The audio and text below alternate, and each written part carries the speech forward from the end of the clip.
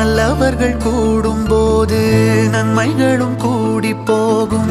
கண்ணிமைக்கும் நேரம் போதும் எல்லாம் மாறுமே. புன்னகையின் வாசமின்றி இன்று வரை பூமி மேலே நிம்மதியில் வாழ்ந்ததாக இல்லை யாருமே. துன்பமோ இன்பமோ கற்றுத்தரும் காலமே, நம்பினால் யாவும் மாறுமே.